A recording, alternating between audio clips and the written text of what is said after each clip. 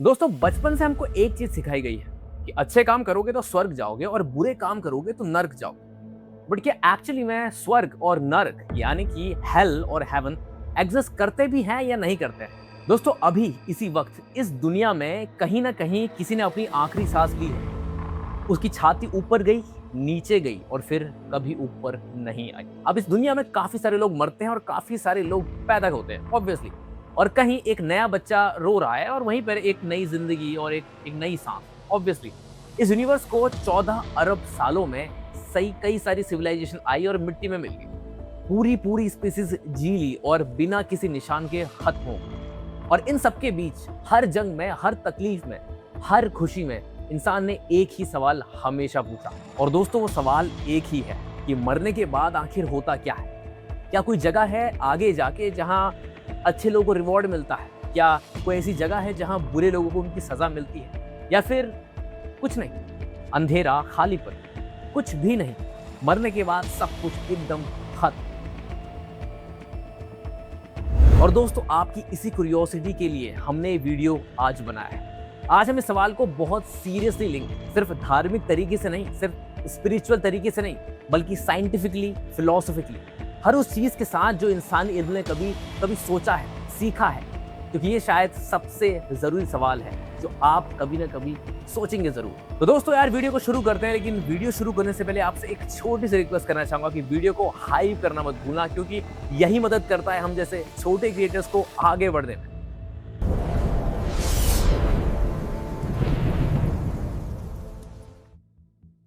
चलो अब एक ऐसी बात से शुरू करते हैं जो आपको सच में हैरान कर देगी। नाइंडरथैल्स, हमारे एवोल्यूशनरी कजन्स, एक ऐसी स्पीसीज जो रफली 40,000 साल पहले खत्म हो गई। वो अपने मुर्दों को फूलों के साथ दफनाते थे। अब सोचो इसको, ये वो बींग्स थे जिनके दिमाग का साइज हमारे जैसा था, जो बहुत मुश्किल और छोटी जिंदगी जीते थे और फिर भी मौत के सामने वो रुके। उन्होंने फूल इकट्ठा किए, उन्होंने उन्हें किसी लाश के आसपास रख दिया। अब कोई ऐसा क्यों करता है? अगर मौत ही द एंड होती तो क्यों? और यही नहीं, आर्कियोलॉजिस्ट को हर कॉन्टिनेंट पर हर जमाने के ब्यूरियल साइट्स मिले हैं। कब्रों में टूल्स, खाना, वेपन्स, गहने, एक सफर के लिए चीजें जो आगे आता है उनके लिए। अब ये कोइंसिडेंस नहीं है दोस्तों, ये इंसानी दिमाग है खालीपन के सामने, जो मानने से इनकार कर रहा है कि सब कुछ खत्म हो जाएगा। नहीं, लोगों को लगता है कि सब कुछ खत्म नहीं हो सकता, इसके बाद भी शायद कुछ है, क्योंकि मौत का डर ही ऐसा है। और आज ये देखा जा सकता है कि दुनिया की हर बड़ी से बड़ी और छोटी से छोटी सिविलाइजेशन ने आफ्टर लाइफ का कॉन्सेप्ट रखा है। कदीम इजिप्टियंस मानते थे कि एक अंडरवर्ल्ड है जहां तुम्हारा दिल एक पंख के अगेंस्ट तोला जाता था। अगर वो पाप से भरा होता था तो एमिट नाम का एक मॉन्स्टर उसे खा जाता था। अगर हल्का होता तो तुम एटर्नल पैराडाइस में चले जाते। अब यहाँ पे कदीम ग्रीक्स डिस्क्राइब करते थे कि हदेस एक शैडोई रियल्म जो अब एलाइजम में डिवाइड था, जहां हीरोज सुख से रहते थे और टेरटोरस एक खड्डा जहां बुरे लोगों को तकलीफ होती थी। नॉर्स लोग मानते थे कि वेलहेला में एक बड़ा एक हॉल जहां जंग में मारे गए सारे वॉरियर्स गॉड के साथ फीस्ट करते थे। हिंदुइज्म में स्वर्ग और नरक की एक टीचिंग है, रिवॉर्ड और तकलीफ की रियल्म्स, जहां सूल कर्मा के बेसिस पे रीइंकार्नेट होती है। अब बुद्धिज्म रियल्स ऑफ एग्जिस्टेंस की अगर मैं बात करूं तो हंग्री घोस्ट रियल्म्स, हेल रियल्म्स, गॉड रियल्म्स सब कॉन्शियसनेस के रीबर्थ साइकिल्स में एक्सपीरियंस होते हैं। अब अब्राहम फेथ की अगर मैं बात करता हूं तो ज्यूडिज्म, क्रिश्चियनिटी और इस्लाम हर एक अपने तरीके से हेवन और हेल का जिक्र करते हैं। और दोस्तों ये हमारे लिए क्या कहता है? हजारों सालों में दुनिया की हर सिविलाइजेशन ने अलग अलग जगह पर इंडिपेंडेंटली एक ही बेसिक आइडिया तक पहुंची कि मौत के बाद कुछ तो होता है। बाकी चीजों को साइड में रखते हैं, चलो अब कॉन्शियसनेस की बात करते हैं। क्योंकि अगर हेवन और हेल कहीं भी एग्जिस्ट करता है तो वो किसी के लिए एग्जिस्ट करना चाहिए, और वही कोई आप हो, आपकी अवेयरनेस, आपका इनर एक्सपीरियंस, वो चीज जो अभी आपकी आंखों से बाहर देख रही है। अब साइंटिस्ट इसको कहते हैं the hard problem of consciousness, और ये बिना किसी एग्जैजरेशन के साइंस में सबसे बड़ा अनसॉल्व्ड प्रॉब्लम है। क्योंकि कॉन्शियसनेस के बारे में साइंस सालों से रिसर्च करता आया है और उसे कुछ भी नहीं मिला।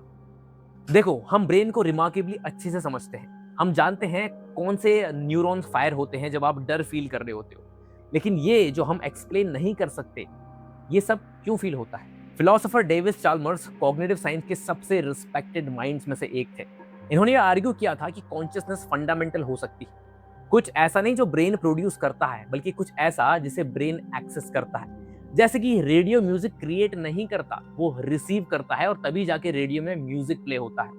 अगर ये सच है, अगर कॉन्शियसनेस सिर्फ न्यूरॉन्स फायरिंग का बाय प्रोडक्ट नहीं है, तो ये सवाल कि आपके साथ क्या होता है जब आपका ब्रेन काम करना बंद कर देता है, अचानक बहुत अलग हो जाता है। क्योंकि अगर कॉन्शियसनेस ब्रेन के द्वारा जनरेट नहीं होती, शायद ये ब्रेन के द्वारा एंड भी नहीं होती। और दोस्तों इतना ही नहीं, अगर हम नियर डेथ एक्सपीरियंसेस की बात करें तो ये बहुत ही बड़ा और जबरदस्त टॉपिक है। हर साल दुनिया भर में लाखों लोग क्लिनिकल डेथ के बाद एक ऐसी जगह चले जाते हैं जहां उनका एक रिमार्केबल परसेंटेज ऐसा एक्सपीरियंस रिपोर्ट करता है जो इंसानी दिमाग कभी एक्सप्लेन कर ही नहीं सकता। डॉक्टर पिन वैन लोमेल एक डच कार्डियोलॉजिस्ट थे। इन्होंने एक नियर डेथ एक्सपीरियंस पर अभी तक का सबसे रिगोरस स्टडी कॉन्सेप्ट किया है। उन्होंने 344 कार्डियक अरेस्ट पेशेंट को काफी सालों तक फॉलो किया, और ये बात जानकर आप हैरान हो जाओगे कि उनमें से 18% लोगों ने clear lucid near death experience report किया। ये डॉक्टर्स को लगा ये मर चुके हैं, और जब उनके एक्सपीरियंसेस हुए, उन्होंने डिस्क्राइब किया एक लाइट के टनल में जाना, मर चुके प्रियजनों से मिलना, एक पैरानॉमिक लाइफ रिव्यू, सिर्फ अपनी यादें देखना नहीं बल्कि उन चीजों को फील करना। कुछ एनडीई पेशेंट्स अपने कार्डियक अरेस्ट में अपनी बॉडीज के ऊपर फ्लोट करते हुए देखेंगे। सो बेसिकली वो लोग जो क्लिनिकली डेड घोषित कर दिए थे, वो सब बताते हैं कि मैं यहाँ पे लेटा हुआ था, डॉक्टर्स ये बात कर रहे थे, ये सामान यहाँ पे रखा था। अब कुछ न्यूरोसाइंटिस्ट आर्ग्यू करते हैं कि ये एक्सपीरियंसेस डाइंग ब्रेन में केमिकल एक्टिविटी की सर्च से होते हैं। हाँ, ठीक है, हो सकता है, लेकिन यहाँ प्रॉब्लम है उस थियरी के साथ। एक हेल्यूसिनेशन आपको उस कमरे के बारे में कैसे पूरा एक्यूरेट इंफॉर्मेशन दे सकता है? नहीं दे सकता। और दोस्तों अगर आफ्टर लाइफ की बात करें तो यहाँ पे एक और कॉन्सेप्ट है जो बहुत ज्यादा फेमस है और बहुत स्ट्रेंज है, जिसको नाम दिया गया है क्वांटम फिजिक्स। इस क्वांटम फिजिक्स पे मैं ऑलरेडी 2 वीडियो बना चुका हूँ, मैं डिस्क्रिप्शन पे लिंक डाल दूंगा, आप वहां से वो वीडियो जरूर देखना। फिजिसिस्ट रॉजर पेनरॉस और स्टुअर्ट हैमरॉफ ने एक थ्योरी प्रपोज की थी, क्वांटम इंफॉर्मेशन सिंपली डिस्ट्रॉय नहीं हो सकती। क्वांटम मैकेनिक्स के अकॉर्डिंग इंफॉर्मेशन कंजर्व्ड होती है, वो फॉर्म चेंज करती है, डिस्पोजेस होती है, लेकिन गायब नहीं होती। अगर आपकी अवेयरनेस, आपका sense of self quantum information में एनकोडेड है, तो मरने पर उस इंफॉर्मेशन का क्या होता है? साइंटिफिक आंसर ऑनेस्टली ये है, हम नहीं जानते। अब दोस्तों ये सब तो ठीक है, अब नर्क यानी कि हेल की बात करते हैं। क्योंकि अगर हेवन इंसानियत की सबसे बड़ी उम्मीद है, तो हेल उसका सबसे बड़ा डर है। और ये फिलोसॉफिकली अभी तक प्रपोज सबसे मुश्किल कॉन्सेप्ट में से एक है। अगर ट्रेडिशनल इमेज की बात करें तो यहाँ पे नरक को कितना बुरा दिखाया गया है, जैसे कि एटर्नल सफरिंग, बुरे लोग, आग, तकलीफ, गर्म तेल में खौलाना, डेमन्स, अंधेरा और कोई एग्जिट नहीं। लेकिन इस बारे में केयरफुली सोचो, क्योंकि अगर आप हेल के कॉन्सेप्ट को सीरियसली लेते हो तो ये तुरंत मॉरल फिलोसफी के कुछ सबसे गहरे सवाल उठाता है। जैसे कि क्या एटर्नल पनिशमेंट इंसाफ है? अभी तक का सबसे बुरा इंसान, उसने कुछ भी बुरा काम किया, यानी कि 1 काम, 2 काम या 10 काम या 100 बुरे काम किए, तो अब उसको एटर्निटी तक सजा देना, क्या ये सही है? क्या ये मॉरलिटी में आता है? दोस्तों कहने का सिंपली मतलब ये है कि क्या कोई फाइनाइट क्राइम इनफाइनाइट सजा को डिजर्व करता है? फिलोसोफर्स इसी को द प्रॉब्लम ऑफ एटर्नल डैम्नेशन कहते हैं। यार मुझे आप एक चीज बिल्कुल सीधी भाषा में लिखना और कमेंट पे लिख सकते हो, भगवान आपसे बहुत प्यार करता है, लेकिन अगर आप उसको नहीं मानोगे तो वो आपको गर्म तेल की कढ़ाई में उबालेगा या आपको जलाएगा, लेकिन वो आपसे प्यार करता है। What does that even mean? और इतना ही नहीं, भगवान दयालु है, भगवान आपकी गलतियों को माफ कर देता है। तो फिर ये हेल और हेवन का कॉन्सेप्ट आखिर आया कैसे? अगर भगवान के लिए सब बराबर हैं, तो हेल और हेवन का कॉन्सेप्ट क्यों? चलो ये सब भी छोड़ो, फिर यहाँ पे आते हैं फिलोसॉफिकल ट्रेडिशन जो हेल को बिल्कुल अलग तरीके से रिफ्रेम करते हैं। C.S. लीविस, ऑक्सफोर्ड स्कॉलर और क्रोनिकल्स ऑफ नैर्निया के ऑथर, इन्होंने अपनी बुक द ग्रेट डिवोर्स में एक आर्ग्यू किया है कि हेल वो जगह नहीं है जहां गॉड लोग को भेजते हैं, ये वो जगह है जो लोग खुद चुनते हैं। उनका आइडिया ये है कि हेल सिर्फ एक ऐसी सूल का लॉजिकल एंड पॉइंट है जो अपनी पूरी एग्जिस्टेंस में लव से, गुडनेस से, कनेक्शन से दूर होती रही। हेल वो सेल्फ है फाइनली एक अकेले अपने आप के साथ। लेवाइस ने लिखा है कि हेल्स के डोर अंदर से लॉक्ड है। सो बेसिकली ये आप डिसाइड करते हैं अपनी मर्जी से कि आपको हेल में एंटर करना है। अब ये रिफ्रेमिंग साइकोलॉजिकली बहुत प्रोफाउंड है, क्योंकि जब आप ह्यूमन बिहेवियर देखते हो, एडिक्शन में, नार्सिसिज्म में, क्रूएल्टी में, आप अक्सर एग्जैक्टली यही पैटर्न देखते हो। एक इंसान ग्रेजुअली क्लोज ऑफ हो रहा है, ज़्यादा आइसोलेटेड होता जा रहा है, ज़्यादा सेल्फ रेफरेंशियल, ज़्यादा अपने बाहर किसी भी चीज़ के साथ जेन्युइन कनेक्शन एक्सपीरियंस करने में अनेबल। क्या होगा अगर वो आग और डीमंस नहीं बल्कि एक कॉन्शियसनेस का कंप्लीट, फाइनल, एब्सोल्यूट इम्प्रिजनमेंट, मतलब अपने ही अंदर कैद। शायद यही सबसे टेरिफाइंग कॉन्सेप्ट है। और न्यूरोसाइंस यहाँ कुछ इंटरेस्टिंग चीजें और ऐड करता है, जिसको कहते हैं सॉलिटरी कन्फाइनमेंट। तो यहाँ पे सॉलिटरी कन्फाइनमेंट ये कहता है कि जैसे कि कैदी हैं, प्रिजनर्स को ह्यूमन कॉन्टेक्ट से कंप्लीटली आइसोलेट करने की प्रैक्टिस, उनसे बिल्कुल दूर रखना। अब वाइडली अंडरस्टूड है कि सीवियर इसका साइकोलॉजिकल डैमेज हो सकता है। यहाँ पे हेलुसिनेशंस, पैरानोआ, डेस्पियर। हम रिलेशनल बीइंग्स हैं, हम कनेक्शन के लिए बिल्ट हैं। आइसोलेशन मतलब एक जगह बंद हो जाना, एक डीप न्यूरोलॉजिकल लेवल पर टॉर्चर का एक रूप है। क्या हो अगर हेल्थ की ट्रेडिशन एक साइकोलॉजिकल और स्पिरिचुअल रियलिटी की तरफ पॉइंट कर रही है कि एक कॉन्शियसनेस जो परमानेंटली प्यार से, रिलेशनशिप से, मीनिंग से बिल्कुल कट ऑफ हो गई है, कुछ ऐसा एक्सपीरियंस करती है जिसे सिर्फ सफरिंग डिस्क्राइब कर सकती है। तो चलो, अब हेल की बात तो हो गई, अब आते हैं आपकी फेवरेट जगह के बारे में। इसका नाम है स्वर्ग, यानी कि हेवन। और ऑनेस्ट रहें इस बारे में कि इस कॉन्सेप्ट को कितना ज्यादा स्ट्रेंज और डिफिकल्ट बनाया गया, क्योंकि हेवन की एक पॉपुलर इमेज क्या है? बादल, हार्प्स, एटर्नल रेस्ट, सुंदर लोग। अगर आप इसके बारे में 3 सेकंड से ज्यादा सोचो तो थोड़ी अनसेटिस्फाइंग लगती है। एटर्नल रेस्ट एक लंबे हफ्ते के बाद वंडरफुल लगती है, लेकिन हमेशा के लिए? सोचो आपको एक ऐसी जगह भेज दिया जाए जहां कोई काम नहीं, सिर्फ आराम, सिर्फ अच्छी चीजें, सुंदर लोग, सुंदर चीजें, बादल, एटर्निटी के लिए। आपको कुछ नहीं करना, बस वहां पे घूमना फिरना, आराम करना है। कितने दिन तक ये चीजें अच्छी लगेंगी? एटर्निटी तक। आप एक बार सोच के देखो। हेल्थ तो बुरा है, ये तो उससे ज्यादा बुरा लगने लगा है। और यहीं पे आते हैं फिलोसोफर बर्नार्ड विलियम्स। इन्होंने ये आर्ग्यू किया था कि इमॉर्टलिटी डेथ से और ज्यादा वर्स होगी, यानी कि अगर आप अमर हो जाएं तो वो तो बहुत ज्यादा बुरा है। लाइफ की फाइनाइट कॉन्स्टेंट के बिना एग्जिस्टेंस बिल्कुल मीनिंगलेस हो जाएगी, क्योंकि मौत, डेथ कोई पेनल्टी या पनिशमेंट नहीं है, बल्कि मर्सी है। क्योंकि बिना मृत्यु के जीवन में सारी चीजें कितनी बेकार हो जाएंगी, किसी भी चीज का कोई मीनिंग रहेगा ही नहीं। और दोस्तों, ये एक सीरियस फिलोसॉफिकल ऑब्जेक्शन है और इसके लिए एक बहुत सीरियस जवाब भी चाहिए। अब यहाँ पे आते हैं हमारे एक नए फिलोसोफर, प्लाटो। प्लाटो मानते थे कि फिजिकल दुनिया एक हायर रिल्म के पले शैडो है, फॉर्म्स का रिल्म, जहां ब्यूटी, ट्रुथ और गुडनेस अपने प्योर परफेक्ट स्टेट में एग्जिस्ट करती है। आत्मा बॉडी में कैद वहां वापस जाने के लिए तरसती है, यानी कि मरने के बाद आत्मा कहती है कि मुझे फिर से इंसानी शरीर में जाना है। प्लाटो के लिए मौत एंडिंग नहीं थी, ये घर वापसी थी। It's like a home coming. और मॉडर्न फिजिक्स ने कुछ रिमार्केबल किया है। इसने हमें रीजन दिया है सीरियसली लेने का। ये आइडिया कि हमारे इमीडिएट परसेप्शन से परे रियलिटी की लेयर्स है। यूनिवर्स, जैसे कि क्वांटम मैकेनिक्स डिस्क्राइब करता है, रेडिकली अलग है उस दुनिया से जो हम एक्सपीरियंस करते हैं। क्वांटम लेवल पर पार्टिकल सुपर पोजिशंस में एग्जिस्ट करते हैं, मल्टीपल स्टेट में साइमल्टेनियसली। जब तक ऑब्जर्व ना किया जाए, पार्टिकल्स जो बिलियंस ऑफ लाइट ईयर्स दूर है वो एंटेंगल्ड रहते हैं। और दोस्तों, इसी थ्योरी को स्ट्रिंग थ्योरी भी कहा गया है। मैं वादा करता हूं आपसे, अगर इस वीडियो में 2000 लाइक आते हैं, मैं स्ट्रिंग थ्योरी पे एक बहुत अच्छी वीडियो लेकर आऊंगा। और दोस्तों, स्ट्रिंग थ्योरी बहुत ज्यादा पॉपुलर और बहुत ही इंटरेस्टिंग है। स्ट्रिंग थ्योरी ये प्रपोज करता है कि रियलिटी में 4 डायमेंशन नहीं है, बल्कि 11 डायमेंशन हैं। 11। लेकिन दोस्तों, यहाँ पे बुरी बात यह है कि उनमें से ज्यादातर हमारे परसीव करने की एबिलिटी से बिल्कुल परे है, हमारे सेंसेस से परे है, हमारे इंस्ट्रूमेंट से परे है। उन डायमेंशंस में क्या एग्जिस्ट हो सकता है, हम कभी एक्सेस कर ही नहीं पाएंगे। फिजिसिस्ट नहीं जानती, वो जेन्युइनली नहीं जानती, साइंस कभी नहीं पता लगा सकता। लेकिन ऑनेस्ट आंसर ये है कि हमारे यूनिवर्स में वास्टली ज्यादा रियलिटी है जो हम ऑब्जर्व कर सकते हैं। अब विलियम्स के ऑब्जेक्शन पर वापस आते हैं। क्या हेवन यानी कि स्वर्ग बोरिंग होगी? और मिडिवल थियोलॉजियंस जैसे कि थॉमस एक्विनस के पास एक सोफिस्टिकेटेड आंसर था। हेवन का एक्सपीरियंस पैसिव रेस्ट नहीं है, ये ब्यूटिफिक विजन है, गॉड का डायरेक्ट एक्सपीरियंस, इनफाइनाइट रियलिटी का, ट्रूथ इटसेल्फ का। आइडिया ये है कि गॉड इनफाइनाइट है, एक्सप्लोरेशन का हर मोमेंट कुछ नया रिवील करता है, एक्सपीरियंस एंडलेसली गहरी होती जाती है। आप सच के समुंदर का एक बॉटम कभी नहीं पहुंच पाओगे, आप ब्यूटी को एक्सपीरियंस को कभी एग्जॉस्ट नहीं कर पाओगे।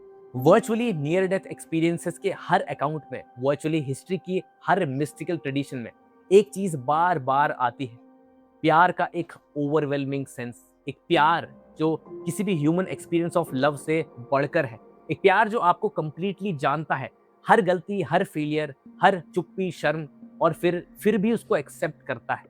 क्रिश्चियन ट्रेडिशन इसे ग्रेस कहती है, हिंदू ट्रेडिशन इसे मोक्ष कहती है, बुद्धिस्ट ट्रेडिशन निर्वाणा की तरफ पॉइंट करती है, ईगो का कुछ वास्ट और पीसफुल में डिसोल्यूशन। अलग वर्ड्स, अलग फ्रेमवर्क्स, लेकिन कोर में कुछ रिमार्केबली सिमिलर। लेकिन दोस्तों, क्या हो अगर mystics, near death experiences, philosopher जो एक लव की बात करते हैं जो कंप्रीहेंशन से बिल्कुल परे है, क्या हो अगर वो सब एक ही चीज की ग्लिम्सेस पकड़ रहे हैं? Strange, right? चलो ये सब छोड़ो, अब रिग्रेस होते हैं, देखते हैं कि हम एक्चुअली क्या जानते हैं और क्या नहीं जानते। यहाँ पर हम बात करेंगे doctor Sam Parnia, NYU Langone medical centre में अवेयर स्टडी रन कर रहे हैं। नियर डेथ एक्सपीरियंस का अभी तक का सबसे बड़ा साइंटिफिक इन्वेस्टिगेशन। उनके फाइंडिंग्स क्या थे कि कार्डियक अरेस्ट के दौरान verified accurate observations current neuroscience से एक्सप्लेन नहीं हो सकते। दोस्तों, डॉक्टर इयान स्टीवनसन ने 3000 से ज्यादा ऐसे केस कलेक्ट किए थे। उनके सक्सेसर डॉक्टर जिम टगर आज भी रिसर्च कंटिन्यू करते हैं। बहुत से केसेस में बच्चे बर्थ मार्क डिस्क्राइब करते हैं जो वाउंड्स के कोरेस्पॉन्डिंग है, जिनसे प्रीवियस लाइफ में मौत हुई थी। वो फैमिलीज, एड्रेसेस और स्पेसिफिक मेमोरीज डिस्क्राइब करते हैं। तो बेसिकली इसमें ऐसी स्टोरीज हैं जो बहुत ज्यादा वेरीफाइड है, यानी कि ऐसे लोग, यानी कि बेसिकली जो बच्चे हैं, उन्होंने बताया कि उनकी मौत कहाँ हुई, पहले वो कहाँ रहते थे, इससे पिछले जन्म में उनकी क्या क्या कहानी है, सब एकदम वेरीफाइड और उनकी जर्नल्स में डॉक्यूमेंटेड है, जो कि 100% रियल है। देखो, ऑनेस्ट साइंटिफिक पोजीशन ये नहीं है कि हेवन और हेल डेफिनेटली एग्जिस्ट नहीं करता। ये उतना ही अनजस्टिफाइड होगा जितना ये कहना कि डेफिनेटली एग्जिस्ट करता है। देखो, आपको थोड़ा कंफ्यूजिंग लग रहा होगा, बहुत कॉम्प्लिकेटेड लग रहा होगा। अब एग्जाम्पल देखो, आप समुद्र किनारे हो, आप एक जग में पानी लेते हो और उस समुद्र से पानी निकालते हो। अब उस जग में पानी है। अब आप ये कहोगे, यार लोग झूठ बोलते हैं, शार्क्स नहीं होती, टोर्टोइज नहीं होते, क्रैब्स नहीं होते, फिश नहीं होते, ये सब झूठी कहानी है। लेकिन समुद्र में क्या क्या है इस बारे में आप बहुत अच्छे से जानते हो। लेकिन क्या होगा जब आप उस जग से पानी निकालो और ये कह दो कि समुद्र में कुछ नहीं होता? तो देखो यार, जैसे जैसे क्वांटम बायोलॉजी मैच्योर होती रहेगी, जैसे जैसे हम बेटर टूल्स और आर्टिफिशियल इंटेलिजेंस डेवलप करेंगे स्टडी करने के लिए, क्लिनिकल डेथ को मेजर कर सकेंगे कि घंटों में क्या होता है, मिनट्स में क्या होता है, पिक्चर चेंज हो सकती है। और दोस्तों, ये वही सवाल है जो मैं आपके साथ छोड़ना चाहता हूँ। सिर्फ क्या हेवन और हेल एग्जिस्ट करता है? नहीं, क्योंकि मैं वो सर्टेनिटी के साथ आंसर नहीं कर सकता और ना कोई कर सकता है, कोई भी ऑडियंस नहीं कर सकती। लेकिन क्या हो अगर करता है? क्या हो अगर मिस्टेक्स सही हैं? क्या हो अगर नियर डेथ एक्सपीरियंसेस एकदम रियल हैं? क्या हो अगर कॉन्शियसनेस ट्रूली सर्वाइव करती है मरने के बाद भी? और जो आप अपने लाइफ के साथ करते हो, आप कैसे प्यार करते हो, आप दूसरों के साथ कैसे बिहेव करते हो, वो चॉइसेस जो आप अंधेरों में क्या करते हो, एक्चुअली किसी परमानेंट कॉस्मिक सेंस में मैटर करता है? क्या पता। बड़ी स्पिरिचुअल ट्रेडिशंस प्राइमरीली इस बारे में नहीं है कि मरने के बाद क्या होता है, वो इस बारे में है कि आप जीते हुए कैसे इंसान बनते हो, कौन बनते हो। हेवन और हेल अपने डीपेस्ट फिलोसफिकल मीनिंग में वो जगह नहीं हो सकती जहां आप जाते हो, वो कंडीशंस हो सकती हैं जो आप कल्टीवेट करते हो, बीइंग की स्टेट्स जो आप में एक लाइफ टाइम में बढ़ती हैं, जो अल्टीमेटली आप हैं, प्यार में, जनरोसिटी में, ट्रुथ की परसुएट में। मौत के बाद चाहे कुछ भी हो, एक ऐसी लाइफ है जो हेवन वर्ड रही है। देखो, हम नहीं जानते मरने पर क्या होता है, लेकिन हम ये जानते हैं आप अभी जिंदा है। ये मोमेंट, ये सांस, ये चॉइस, ये बिल्कुल रियल है, ये आपका है। और अगर मिस्टेक सही है, अगर यूनिवर्स देख रहा है, अगर कॉन्शियसनेस परसिस्ट करती है, अगर प्यार किसी तरह एग्जिस्टेंस में फैब्रिक में बुना हुआ है, तो इस लाइफ के साथ आप जो हैं वो टेम्पररी नहीं है, वो गूंजता है। तो सवाल ये है, क्या हेवन और हेल एग्जिस्ट करता है? शायद बेटर सवाल ये है, आप अभी इस वक्त कैसी एटर्निटी बना रहे हो?